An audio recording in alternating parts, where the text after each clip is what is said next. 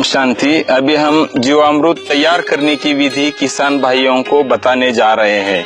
तो उसके लिए जो सामग्री लगती है वो मैं आपको पहले बता देता हूँ कि पहले लगता है देसी गाय का ताजा गोबर, जो कि 7 दिन के पहले का होना चाहिए। 7 दिन के बाद उसमें जो जीवाणु होते हैं वो कम होने लगते हैं। फिर लगता है गोमूत्र, और फिर चने का आटा और देसी गुड़ जिसमें रासायन नहीं डाला है, और बांध पर की मिट्टी 1 किलो।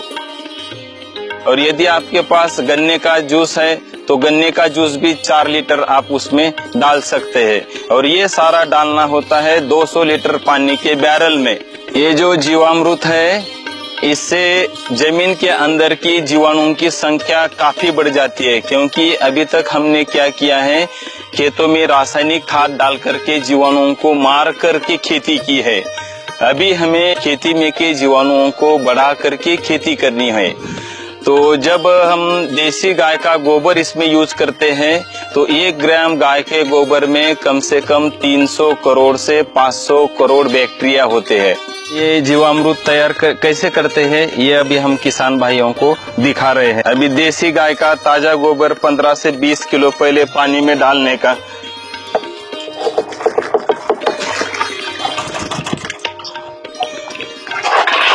उसको पानी से थोड़ा अच्छी तरह से घोलने का ताकि गोबर पानी में मिक्स होवे। फिर बाद में हम उसमें गोमूत्र डालते हैं 5 लीटर से 10 लीटर तक।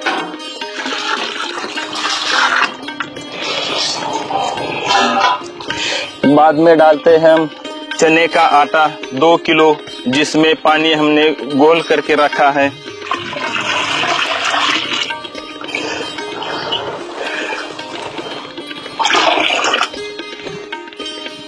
फिर बाद में हम इसमें डालते हैं गुड़, जो पानी में डाल के रखा है 2 किलो गुड़।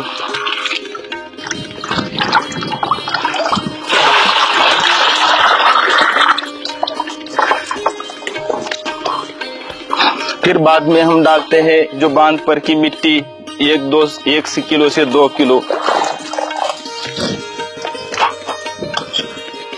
और उसको सुबह शाम क्लॉकवाइज डायरेक्शन से उसको गोलना होता है। जैसे कि हम मंदिर को प्रदक्षिणा डालते हैं ऐसे ही उसको घुमाना होता है, जिससे बैक्टीरियों की संख्या भी बढ़ती है।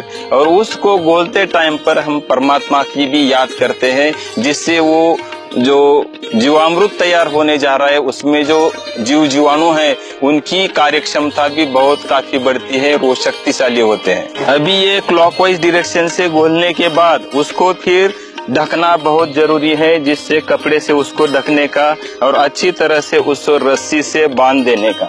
और फिर दूसरी दिन खोलते ही उसको फिर और एक बार क्लॉकवाइज डायरेक्शन से घोलना बहुत जरूरी है। 2 दिन से 7 दिन तक इसको सड़ाना है। अभी ये जो जीवामृत तैयार हुआ है ये खेतों में डालने की विधि हम आप किसान भाइयों को बताने जा रहे हैं। ये डालने की विधि होती है जब जमीन गीली हो, यदि बारिश गिरी हो, आपका खेत यदि सूखा हो तो भी आप ये सारा जीवामृत 1 एकड़ खेती में डाल सकते हैं। और यदि आपकी फसल खड़ी हो तो उसमें भी जहां आप पानी पिलाते हैं वो पूरा पानी के साथ फिर आपके जमीन में भी मिल जाते हैं।